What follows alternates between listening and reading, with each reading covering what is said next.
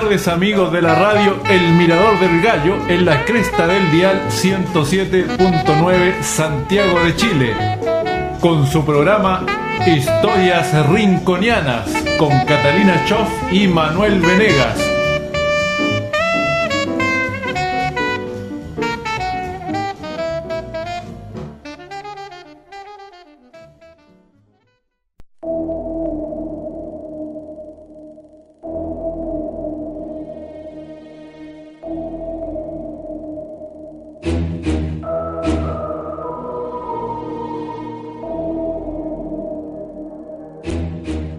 Buenas tardes y bienvenidos a un nuevo capítulo de Historias Rinconianas.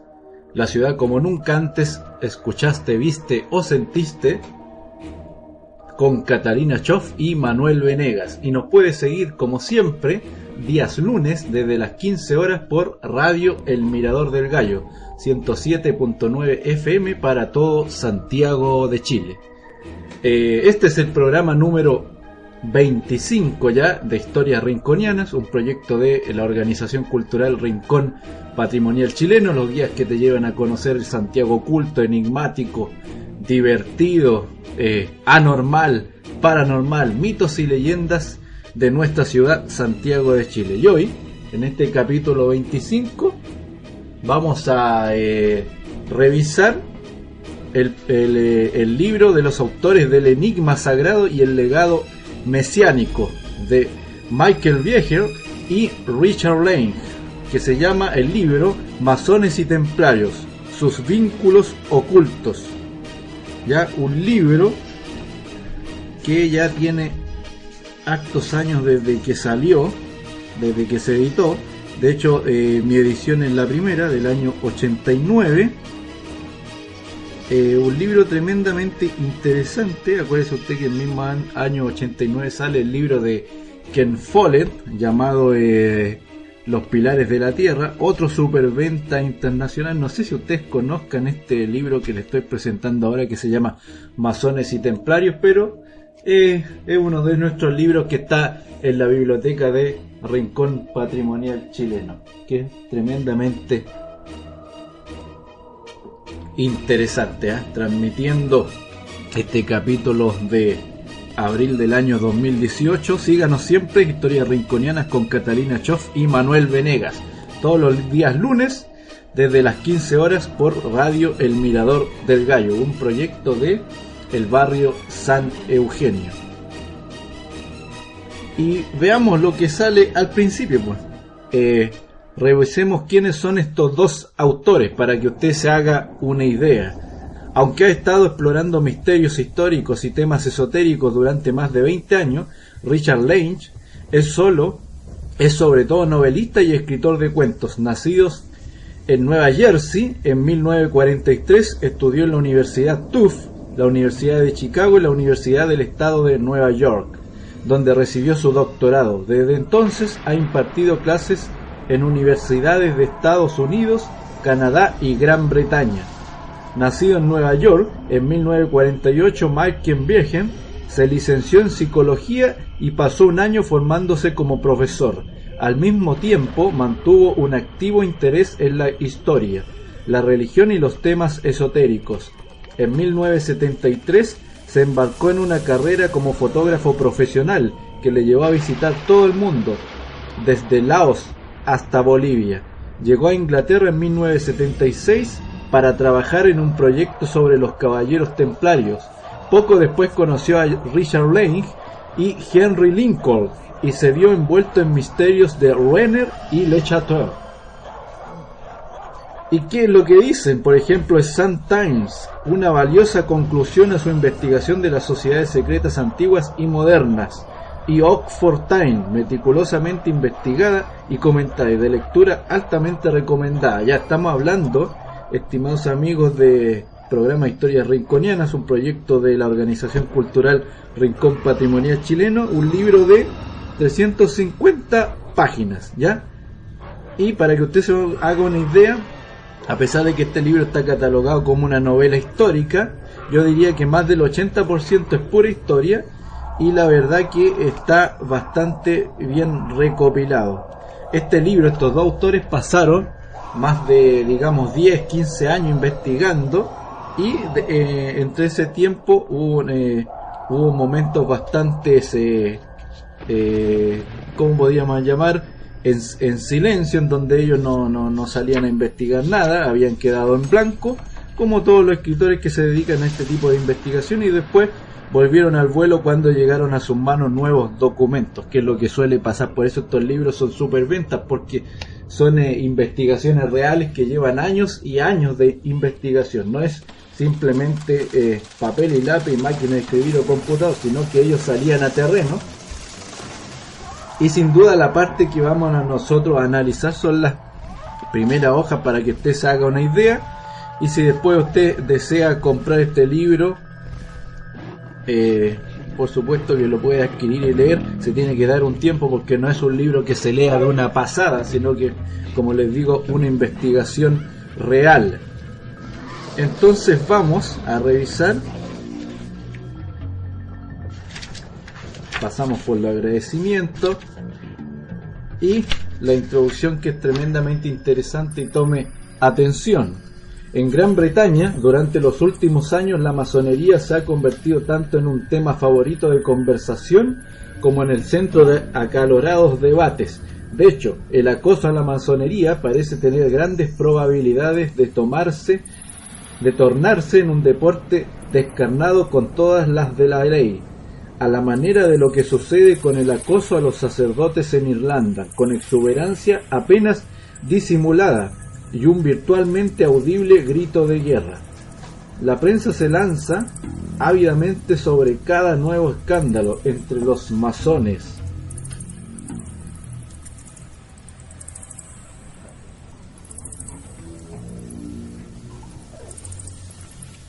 Con exuberancia apenas disimulada y virtualmente audible grito de guerra.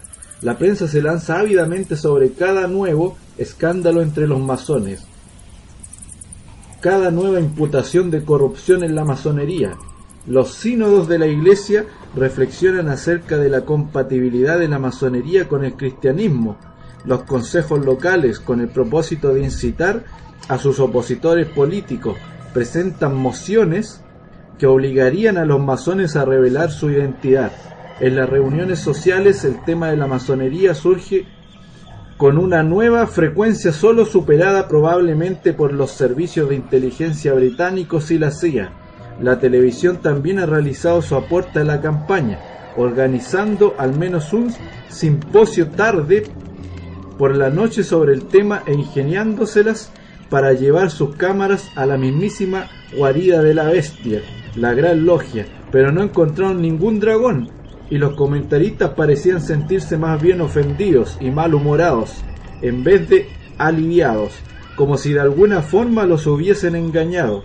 Mientras tanto, por supuesto, la masonería sigue ejerciendo su fascinación sobre el común de la gente. Simplemente pronunciar la palabra masonería en un bar, restaurante, recepción de un hotel u otro lugar público hace que las cabezas giren, que los rostros se vuelvan con actitud atenta y que los oídos se agudicen para escuchar hasta el menor murmullo. Cada nueva expose expresa del entusiasmo e incluso del regocijo popular, de una clase de verosidad normalmente reservada solo a los chismorreos reales o a las obscenidades.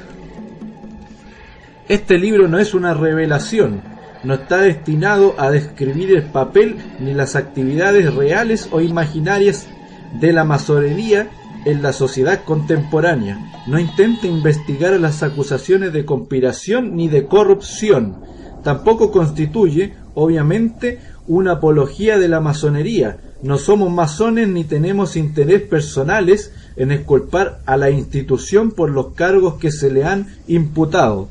Nuestra orientación ha sido completamente histórica. Nos dedicamos a investigar los antecedentes de la masonería, a establecer sus verdaderos orígenes, a seguir su evolución y su desarrollo, a evaluar su influencia en la cultura de Gran Bretaña y Estados Unidos durante sus años de formación, que culminaron en las postrimerías del siglo XVIII. Asimismo, hemos intentado abordar el tema de por qué la masonería, que en la actualidad suscita instintivamente desconfianza, desdén, ironía y condescendencia, alguna vez podría volver a gozar de la estima que una vez tuvo y que de hecho conserva a pesar de los esfuerzos de sus detractores.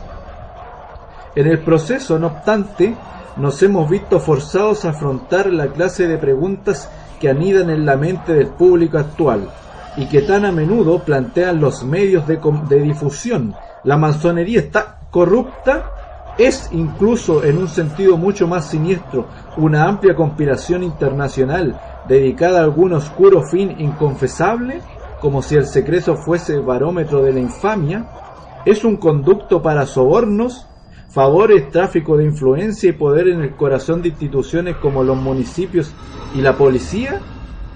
Y quizás lo más importante de todo, ¿es realmente una organización hostil al cristianismo?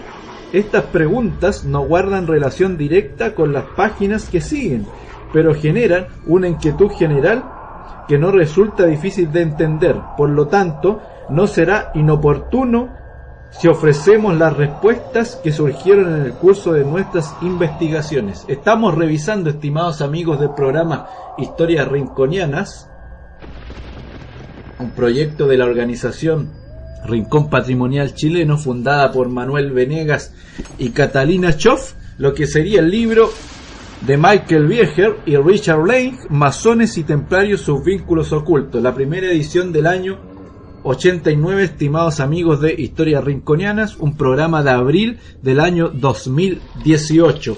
¿Y qué es lo que es? Antes que sigamos con la introducción de este libro, que es tremendamente interesante, veamos qué es lo que se viene, cuáles son los recorridos de Rincón Patrimonial Chileno. El día 14 de abril, día sábado, a las 17 horas, parte el recorrido desde la explanada de Estación Mapocho, justo arriba de lo que sería la estación Puente Calicanto, el recorrido Ánimas en Pena.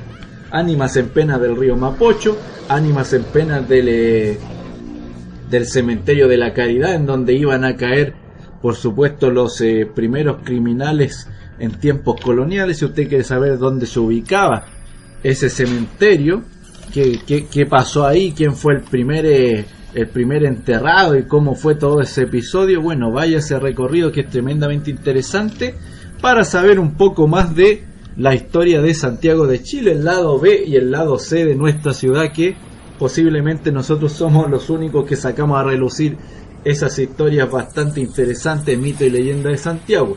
Luego, el día 15 de abril, recorrido patrimonial Cementerios Coloniales, un viaje por el centro histórico de Santiago, en donde se muestran dónde estuvieron los principales cementerios coloniales, bueno, quiénes fueron enterrados, cuáles son la historia oculta de esos cementerios. Quizá uno de los episodios más terribles, agrios, mito y leyenda, conspiraciones sobre esos lugares que ya siguen existiendo, pero fueron tapados por otras construcciones. Fíjese usted que al caminar por Santiago moderno, estamos pisando ciertas tumbas que estuvieron en esos lugares en algún momento.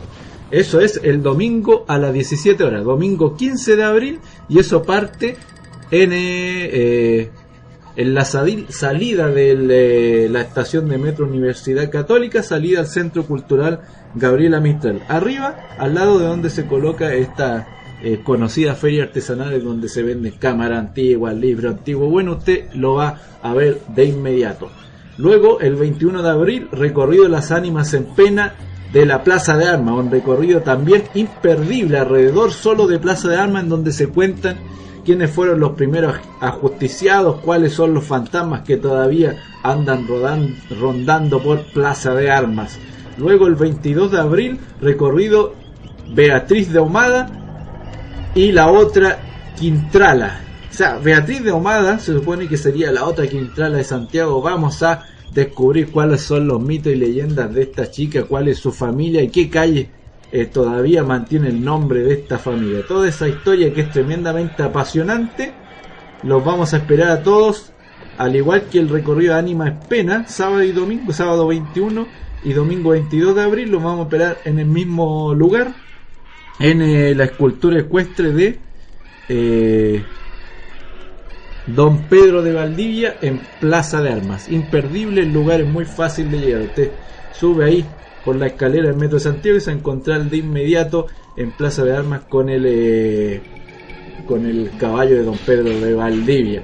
Luego el 6 de mayo, recorrido de las muertes de la Quintrala, un recorrido también imperdible con todos esos asesinatos, mitos y leyendas, envenenamientos de esta mujer tan malvada que dicen algunos que fue Catalina de los Ríos y Lisperger, la Quintrala. Un recorrido imperdible con los guías caracterizados, como siempre. Y el 13 de mayo se vino un recorrido que usted tampoco se puede perder, recorrido el fatídico 13 de mayo de 1647 y el Cristo de la Agonía. Vamos a recordar todos esos episodios que ocurrieron en ese fatídico terremoto grado 8.5 que ocurrió a las 10:30 de la noche, en donde casi nadie se salva en Santiago. Y el último, que está ya arriba en nuestro fanpage de Rincón Patrimonial Chileno, que nos puede buscar en Facebook, es el día 27 de mayo para el Día del Patrimonio, el origen de Santiago, en donde también irá la Quintrala y el señor de la Orden Templaria a realizar ese recorrido. Ese recorrido es totalmente gratuito porque se hace para el Día del Patrimonio, y todos los otros que nombré son con donación voluntaria, porque nosotros somos una organización sin fines de lucro y nuestro mayor favor a la comunidad, nuestro agradecimiento a la comunidad que nos sigue es una misión. Es una misión de entregar conocimiento, mostrar los libros, mantener una biblioteca estable que cada vez se hace más grande, en donde van saliendo todos estos recorridos a flote. Nosotros no funcionamos desde la información que está en internet, sino que poco a poco fuimos armando nuestra propia biblioteca para dar más profesionalismo y profundidad a los temas que tratamos cada vez en la calle, que es lo que a usted en realidad le gusta. Y seguimos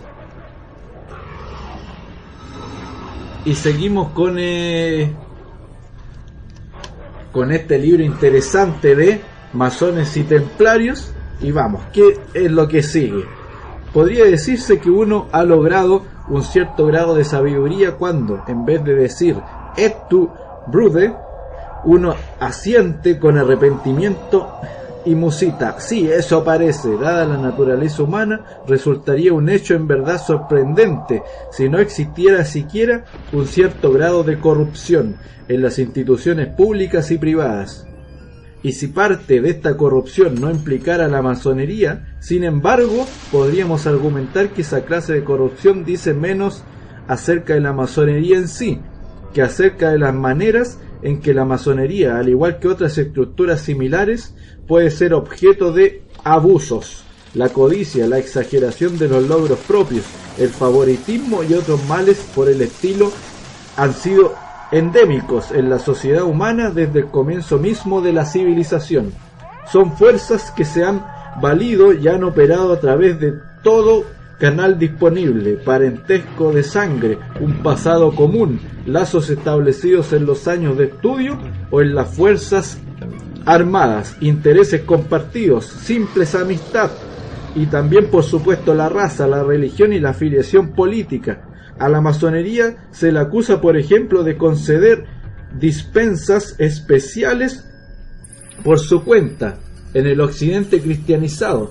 Hasta hace muy poco tiempo un hombre podía esperar de sus compañeros precisamente la misma dispensa especial en virtud tan solo de su pertenencia a la hermandad del cristianismo, merced, en otras palabras, o no ser hindú, ni musulmán, ni budista, ni judío.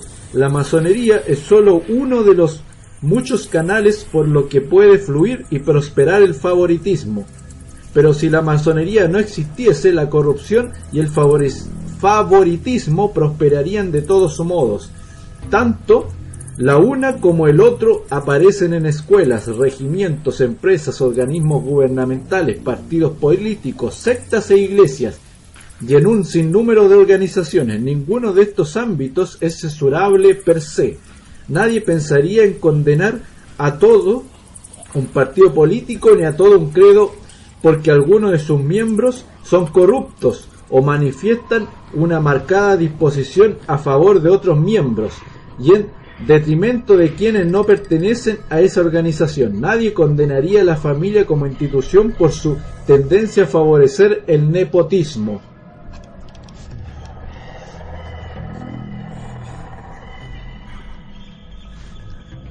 Y vamos a tomar un poquito de agua porque esto sigue y es un libro tremendamente apasionante si usted lo quiere buscar, a pesar de que vamos a hacer varios capítulos en Historia Rinconiana, un proyecto de Rincón Patrimonial Chileno con Catalina Choff y Manuel Venegas. Nos puede seguir todos los días lunes por radio El Mirador del Gallo, 107.9 FM, ahí bien arriba en la cresta del dial. Este programa es del mes de abril del 2018, programa número 25 ya al aire. ¿Y qué es lo que dice?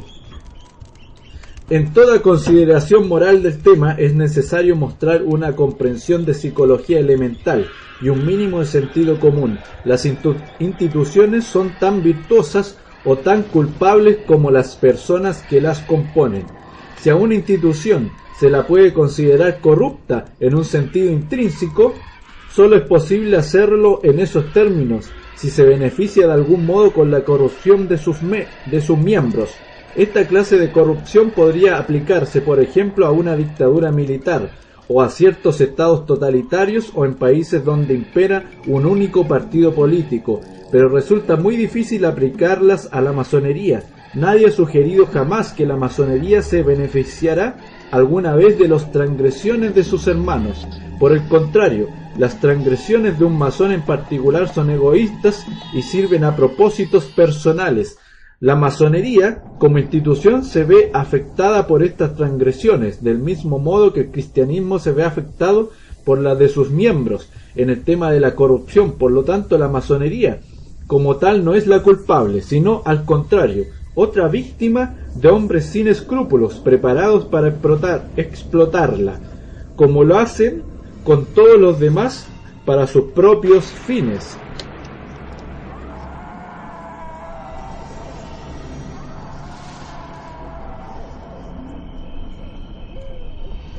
Además, la compatibilidad o incompatibilidad entre la masonería y el cristianismo aparece como un tema más válido en virtud de su propia naturaleza. Esta inquietud al menos implica un intento de hacer frente a lo que la masonería es en verdad, más que a las maneras en las que se la puede explotar o difamar. En última instancia, no obstante, esta inquietud también es espuria. Como es bien sabido, la masonería no pretende ser una religión, sino adherirse a ciertos principios o verdades que en cierto sentido podrían considerarse religiosos o quizá espirituales. Es posible que ofrezca una especie de metodología, pero no pretende ofrecer una teología. Esta distinción resultará más clara en las páginas que siguen.